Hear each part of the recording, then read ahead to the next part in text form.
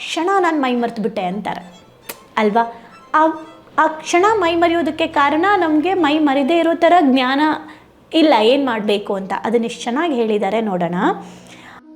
ಒಂದು ಹುಡುಗಿ ಬಗ್ಗೆನೋ ಹುಡುಗ ಬಗ್ಗೆನೋ ಅಥವಾ ಈ ದುಡ್ಡು ಮಾಡಬೇಕು ಅನ್ನೋ ಒಂದು ಯೋಚನೆ ಹುಟ್ಟತ್ತೆ. ಆ ಯೋಚನೆ ಜೊತೆಗೆ ನಂಟು ಹುಟ್ಟತ್ತೆ. ಆ ಯೋಚನೆ ಜೊತೆಗೆ ಸಂಬಂಧ ಕ್ರಿಯೇಟ್ ಆಗುತ್ತೆ. ಆ ಸಂಬಂಧದ ಜೊತೆಗೆ ಆಸೆ ಹುಟ್ಟತ್ತೆ, ಬಯಕೆ ಹುಟ್ಟತ್ತೆ.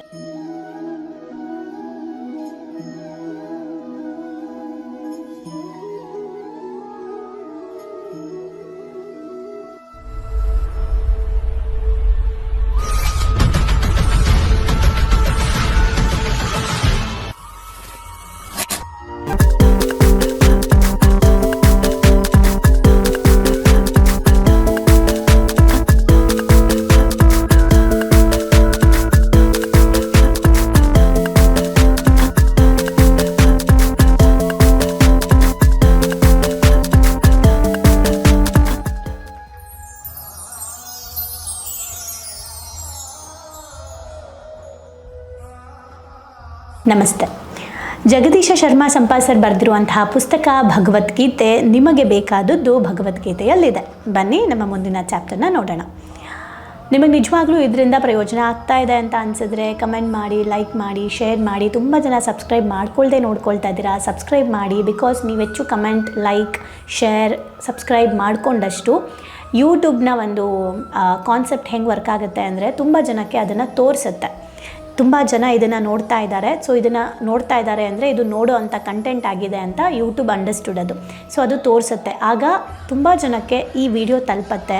ಗೊತ್ತಿಲ್ಲ ಯಾರ ಲೈಫಲ್ಲೋ ನೀವು ಮಾಡೋ ಚಿಕ್ಕ ಕೆಲಸ ಹೆಲ್ಪ್ ಆಗಬಹುದು. ಓಕೆ. ಆ್ಯಂಡ್ ನನ್ನ ಇಂಟೆನ್ಷನ್ ಕ್ಲಿಯರಾಗಿ ಹಾಗೆ ಇಟ್ಕೊಂಡು ಮಾಡ್ತಾಯಿದ್ದೀನಿ. ಓಕೆ. ಚಾಪ್ಟರ್ನ ಹೆಸರು ಸ್ಥಿತಪ್ರಜ್ಞಾ. ಸ್ಥಿತಪ್ರಜ್ಞಾ ಅಂದರೆ ಏನು? ಯಾವುದೇ ಪರಿಸ್ಥಿತಿಯಲ್ಲೂ ನನ್ನ ಪ್ರಜ್ಞೆ ಸ್ಥಿರವಾಗಿರಬೇಕು. ನನಗೆ ಅಪ್ಸ್ ಆ್ಯಂಡ್ ಡೌನ್ಸ್ ಆದಾಗಲೂ ನಾನು ಪ್ರಜ್ಞೆ ಕಳ್ಕೋಬಾರ್ದು. ಇವತ್ತು ಜಗತ್ತಲ್ಲಿ ಜಗಳಗಳು, ಕೊಲೆಗಳು, ರೇಪ್ ಕೇಸ್ಗಳು ಇವೆಲ್ಲ ಆಗ್ತಾ ಇರೋದು ಪ್ರಜ್ಞೆಯನ್ನು ಕಳ್ಕೊಂಡೇನೆ ಅಲ್ವಾ. ಪ್ರಜ್ಞೆ ಕಳ್ಕೊಂಡ್ಬಿಡ್ತಾರೆ. ಆ ಕ್ಷಣ ನಾನು ಮೈ ಮರೆತುಬಿಟ್ಟೆ ಅಂತಾರೆ ಅಲ್ವಾ. ಆ ಕ್ಷಣ ಮೈ ಮರೆಯೋದಕ್ಕೆ ಕಾರಣ ನಮಗೆ ಮೈ ಮರೆದೇ ಇರೋ ಥರ ಜ್ಞಾನ ಇಲ್ಲ ಏನು ಮಾಡಬೇಕು ಅಂತ. ಅದನ್ನು ಎಷ್ಟು ಚೆನ್ನಾಗಿ ಹೇಳಿದ್ದಾರೆ ನೋಡೋಣ. ಮನಸ್ಸಿನ ಆಸೆಗಳನ್ನೆಲ್ಲ ಯಾರು ಬಿಟ್ಟಿರ್ತಾರೆ ಅವರು ಸ್ಥಿತಪ್ರಜ್ಞಾ. ಆಸೆ ಬಿಟ್ಬಿಡ್ಬೇಕಾ? ಮನಸ್ಸಿನ ಆಸೆ, ಅಟ್ಯಾಚ್ಡ್ ಆಸೆಗಳು. ಓಕೆ. ಅದಕ್ಕೆ ತುಂಬ ಡೀಪಾಗಿ ಇಳಿಬೇಕು. ತನ್ನಲ್ಲೇ ತಾನು ಸಂತೋಷವನ್ನು ಕಾಣುವವ. ಗಂಡ ಟೈಮ್ ಕೊಡಲಿ, ಗಂಡ ನನ್ನ ಅಲ್ಲಿ ಕರ್ಕೊಂಡೋಗಲಿ, ನನ್ನ ಮನೆಯವ್ರನ್ನ, ನನ್ನ ಹಸ್ಬೆಂಡ್ ಚೆನ್ನಾಗಿ ನೋಡ್ಕೋಬೇಕು, ನನ್ನ ಹಸ್ಬೆಂಡೇ ನಮ್ಮನ್ನೆಲ್ಲ ಹೊರಗಡೆ ಕರ್ಕೊಂಡು ಹೋಗಬೇಕು, ಈ ಎಲ್ಲ ಎಕ್ಸ್ಪೆಕ್ಟೇಷನ್ಸ್ನ ಬಿಟ್ಟು ನಾವು ನಮ್ಮ ಫ್ಯಾಮ್ಲಿ ಜವಾಬ್ದಾರಿ ನಾವು ತಗೊಂಡು ನಮಗೆ ಖುಷಿ, ನಮ್ಮ ಒಳಗಡೆಯಿಂದ ಖುಷಿಪಟ್ಟು ನಾವು ಎಂಜಾಯ್ ಮಾಡೋಕ್ಕೆ ಸ್ಟಾರ್ಟ್ ಮಾಡಿದ್ರೆ ಲೈಫಲ್ಲಿ ಇರೋದನ್ನು, ಆಗ ನಮಗೆ ಪ್ರಜ್ಞೆ ಸ್ಟಾರ್ಟ್ ಆಗುತ್ತೆ, ಸ್ಥಿತಪ್ರಜ್ಞೆ. ಓಕೆ. ದುಃಖ ಬಂದಾಗ ಉದ್ವೇಗಕ್ಕೆ ಒಳಗಾಗೋದಲ್ಲ. ನಂಗೆ ಕೋಪ ಬಂದರೆ ಕಂಟ್ರೋಲ್ ಮಾಡ್ಕೊಳ್ಳಲ್ಲ ಅಂತಾರೆ. ಹಾಗಾದರೆ ನಿಮಗೆ ಪ್ರಜ್ಞೆ ಇಲ್ಲ ಅಂತ ಅರ್ಥ.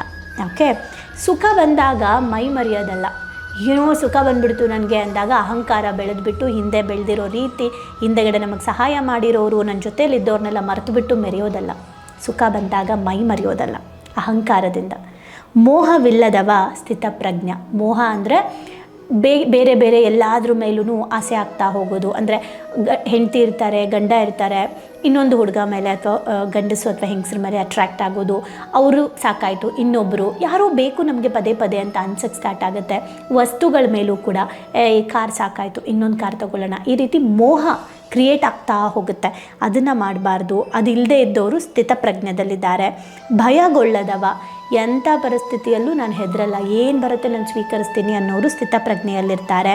ಹಾಗೆ ಸಿಟ್ಟೆ ಮಾಡ್ಕೊಳ್ದೇ ಇರೋವ. ಸಿಟ್ಟೆ ಮಾಡ್ಕೊಳ್ಳೋದು ಅಂದರೆ ಇಲ್ಲಿ ಏನು ಹೇಳ್ತಾರೆ, ಸಿಟ್ಟು ಕೂಡ ನಾವು ಹೆಂಗೆಂಗೋ ಅಂದ್ಕೊಳ್ಳೋದಲ್ಲ. ಕೋಪ ಕೂಡ ಒಂದು ಆಯುಧ. ಆದರೆ ಯಾವಾಗ ಆ ಆಯುಧ ಬಳಸಬೇಕೋ ಆವಾಗ ಮಾತ್ರ ಬಳಸಬೇಕು. ಆ ಜ್ಞಾನ ಇರೋರು ಸ್ಥಿತಪ್ರಜ್ಞೆಯಲ್ಲಿರ್ತಾರೆ. ವಿವೇಕ ಇರುವವರು ಸ್ಥಿತಪ್ರಜ್ಞೆಯಲ್ಲಿರ್ತಾರೆ.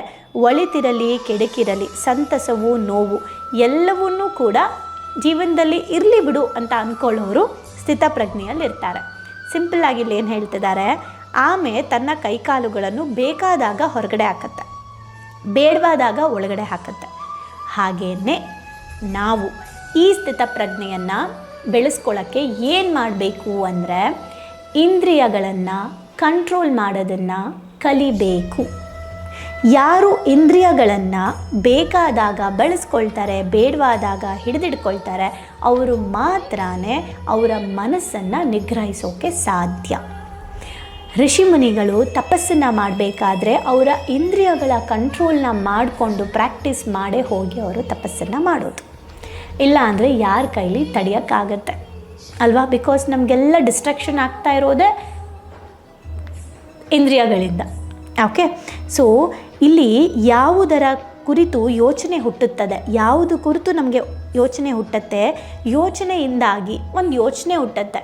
ಒಂದು ಹುಡುಗಿ ಬಗ್ಗೆನೋ ಹುಡುಗ ಬಗ್ಗೆನೋ ಅಥವಾ ಈ ದುಡ್ಡು ಮಾಡಬೇಕು ಅನ್ನೋ ಒಂದು ಯೋಚನೆ ಹುಟ್ಟುತ್ತೆ.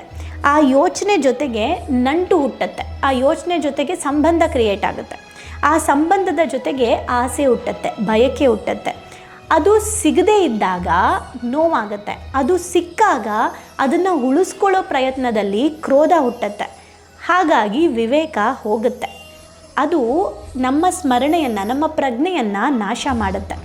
ಅದರಿಂದ ಬುದ್ಧಿ ಹಾಳಾಗತ್ತೆ. ಬುದ್ಧಿ ಕೆಟ್ಟರೆ ಬದುಕೆ ನಾಶ ಆಗತ್ತೆ. ಮೋಹ ಬಿಟ್ಟು ದ್ವೇಷ ಇಟ್ಟುಕೊಳ್ಳದೆ ಇಂದ್ರಿಯಗಳನ್ನು ತನ್ನ ಅಧೀನದಲ್ಲಿ ಇಟ್ಟುಕೊಂಡರೆ ಸಂತೋಷ ಮನೆ ಮಾಡುತ್ತದೆ. ಅದು ನೋವನ್ನು ಕಳೆಯುತ್ತದೆ. ಅದರಿಂದಾಗಿ ಬುದ್ಧಿ ಅರಳುತ್ತದೆ. ಇಂದ್ರಿಯಗಳು ಸ್ವಾತಂತ್ರ್ಯವಾಗಿದ್ದರೆ ಸ್ಥಿರತೆ ಇರುವುದಿಲ್ಲ. ಸ್ಥಿರತೆ ಇಲ್ಲವಾದರೆ ಶಾಂತಿ ಕದಡುತ್ತದೆ. ಅಶಾಂತನಿಗೆ ಸುಖವೆಲ್ಲಿಂದ ಸಿಗುತ್ತೆ? ಹಾಗಾಗಿ ಇಂದ್ರಿಯಗಳ ಮೇಲೆ ಹತೋಟಿ ಸಾಧಿಸಿದವನೇ ಸ್ಥಿತಪ್ರಜ್ಞ ಅಂತ ಹೇಳ್ತಾ ಇರೋದು. ನಮ್ಮ ಆರೋಗ್ಯದ ವರ್ಕ್ಶಾಪಲ್ಲಿ ಭಾವನಾತ್ಮಕ ಆರೋಗ್ಯ ಲೆವೆಲ್ 1, ಲೆವೆಲ್ 2 ಹಾಗೆ ಸ್ಪಿರಿಚುವಲ್ ಲೆವೆಲ್ 1, ಲೆವೆಲ್ 2 ಅಲ್ಲಿ ಈ ಇಂದ್ರಿಯಗಳನ್ನು ಹೇಗೆ ನಾವು ಕಂಟ್ರೋಲ್ ಮಾಡಬೇಕು ಹಂತ ಹಂತವಾಗಿ ಹೇಳ್ತೀವಿ. ಅದ್ರ ಜೊತೆ ಕನೆಕ್ಟ್ ಆಗೋದು ಹೆಂಗೆ, ಅದು ಹೇಗೆ ಕೆಲಸ ಮಾಡುತ್ತೆ, ಅದನ್ನು ಹೆಂಗೆ ತಿಳ್ಕೊಬೇಕು, ಹೇಗೆ ಅದ್ರ ಮೇಲೆ ನಾನು ವರ್ಕ್ ಮಾಡಬೇಕು ಅನ್ನೋದು ಇಲ್ಲಿ ಹೇಳ್ತಾ ಹೋಗ್ತೀವಿ.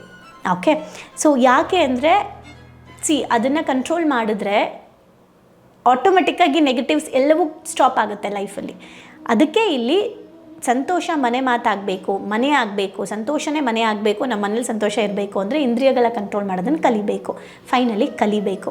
ಸೊ ಇದೇ ಕೆಲಸನೇ ನಾವು ನಮ್ಮ ಹೆಲ್ತ್ ಮತ್ತು ಸ್ಪಿರಿಚುವಲ್ ಸೆಷನ್ಸಲ್ಲಿ ಮಾಡ್ತಾ ಇರೋದು. ಆ್ಯಂಡ್ ನನ್ನ ರಿಕ್ವೆಸ್ಟ್, ಯಾರಿಗಾದರೂ ನಿಮ್ಮ ಜೀವನದಲ್ಲಿ ತುಂಬ ಬ್ಯೂಟಿಫುಲ್ಲಾಗಿ ಲೈಫ್ನ ಡಿಸೈನ್ ಮಾಡ್ಕೋಬೇಕು, ನನಗೆ ಕೆಲವೊಂದನ್ನು ಕಂಟ್ರೋಲ್ ಮಾಡೋಕ್ಕಾಗ್ತಾ ಇಲ್ಲ, ನನಗೆ ಕೆಲವೊಂದು ಬಿಡಬೇಕು ಅಂತ ಗೊತ್ತು ಬಟ್ ಬಿಡೋಕ್ಕಾಗ್ತಾ ಇಲ್ಲ, ಅದೆಲ್ಲವನ್ನು ನನ್ನನ್ನು ನಾನು ಗೆಲ್ಲೋದು ಹೇಗೆ ಅನ್ನೋ ಪ್ರಶ್ನೆ ನಿಮ್ಮಲ್ಲಿ ಯಾವತ್ತಾದರೂ ಹುಟ್ಟಿದ್ರೆ ಓಕೆ, ದಯವಿಟ್ಟು ನಮ್ಮ ಭಾವನೆಗಳಿಗೊಂದು ಶಾಲೆಯ ನಂಬರ್ಗೆ ಕಾಲ್ ಮಾಡಿ, ಕ್ಲಾಸ್ ಅಟೆಂಡ್ ಮಾಡಿ, 1 ವರ್ಷ ಸ್ಟೂಡೆಂಟಾಗಿ ವಿದ್ಯಾರ್ಥಿಯಾಗಿ ಪೂರ್ತಿ ಅಟೆಂಡ್ ಮಾಡಿ, ಪ್ರಾಕ್ಟೀಸ್ ಮಾಡಿ, ಆಮೇಲೆ ನಿಮ್ಮ ಲೈಫ್ನ ನೀವು ಅಂದ್ಕೊಂಡಂಗೆ ಡಿಸೈನ್ ಮಾಡ್ಕೊಳ್ತೀರಾ. ನಿಮ್ಮ ಲೈಫ್ ನಿಮಗೆ ಥ್ಯಾಂಕ್ಸ್ ಹೇಳುತ್ತೆ.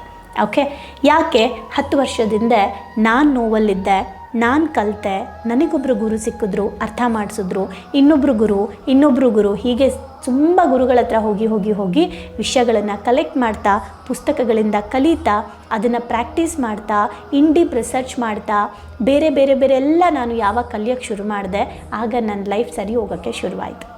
ಸೊ ಕಲಿಯೋದು ಎಲ್ಲವನ್ನ ಬ್ಯಾಲೆನ್ಸ್ ಮಾಡೋದನ್ನು ಕಲಿಬೇಕು. ಸೊ ಇಂದ್ರಿಯಗಳನ್ನು ನಾವು ಹತೋಟಿಯಲ್ಲಿ ಇಟ್ಕೊಂಡ್ರೆ ನಮ್ಮ ಮನಸ್ಸು ಸ್ಥಿರವಾಗಿರುತ್ತೆ ಅಂತ ಹೇಳ್ತಿದ್ದಾರೆ. ಇದನ್ನೇ ಶ್ರೀಕೃಷ್ಣ ಪರಮಾತ್ಮ ಅರ್ಜುನನಿಗೆ ಹೇಳಿದ್ದು. ನೋಡು, ನೀನಿಲ್ಲಿ ಕಣ್ಣಲ್ಲಿ ನೋಡ್ತಾ ಇದೆಯಾ ಇವ್ರು ನಮ್ಮವರು ಅಂತ, ಅದನ್ನು ಬಿಡು. ಕಿವಿಯಲ್ಲಿ ಕೇಳಿದ್ಯಾ ಅವ್ರ ಮಾತುಗಳನ್ನೆಲ್ಲ, ಅಯ್ಯೋ ಹೇಗಪ್ಪ ಈ ಮಾತನ್ನೆಲ್ಲ ನಾನು ಮರೆಯೋದು, ಅದನ್ನು ಬಿಡು. ಓಕೆ, ಅಂದರೆ ಇಂದ್ರಿಯಗಳನ್ನು ಕಂಟ್ರೋಲ್ ಮಾಡು. ನಿನ್ನ ಕೆಲಸ ಯುದ್ಧ ಅಷ್ಟೆ. ಫೈನಲಿ ಕೃಷ್ಣ ಹೇಳ್ತಿರೋದು ಏನು, ನಮಗೆಲ್ರಿಗೂ ಹುಟ್ಟಿರೋದು ನಿಮ್ಮ ಕೆಲಸ ಮಾಡಿ ಅಷ್ಟೇ ಅಂತ ಹೇಳ್ತಾ ಇರೋದು. ಆ ಅಷ್ಟೇನ ನಾವು ಇಷ್ಟೇನಾ ಅಂತ ಅರ್ಥ ಮಾಡ್ಕೋಬೇಕು. ಓಕೆ, ನೋಡೋಣ. ಎಗೇನ್ ಪ್ರಾಕ್ಟೀಸ್ ಆ್ಯಂಡ್ ಕಲಿಕೆಯಿಂದ ಎಲ್ಲವೂ ಸಾಧ್ಯ. ಅದನ್ನೇ ಭಗವದ್ಗೀತೆಯನ್ನು ಜ್ಞಾನ ಮಾರ್ಗ ಅಂತ ಕರೆಯೋದು. ಸೊ ಇಷ್ಟು ಹೇಳ್ತಾ ಏನೇನೇನೇ ನಿಮ್ಗೆ ಅರ್ಥ ಆಗ್ತಾ ಇದೆ ಅಂತ ಕಮೆಂಟ್ ಮಾಡಿ. ಸೊ ಲೈಫಲ್ಲಿ ಏನೇ ಬರಲಿ ಕೃಷ್ಣಾರ್ಪಣ ಮಸ್ತು ಅಂತ ಕೃಷ್ಣನ ಪಾದಕ್ಕೆ ಹಾಕಿ ನಾವು ಮುಂದೆ ಹೋಗೋಣ. Thank you.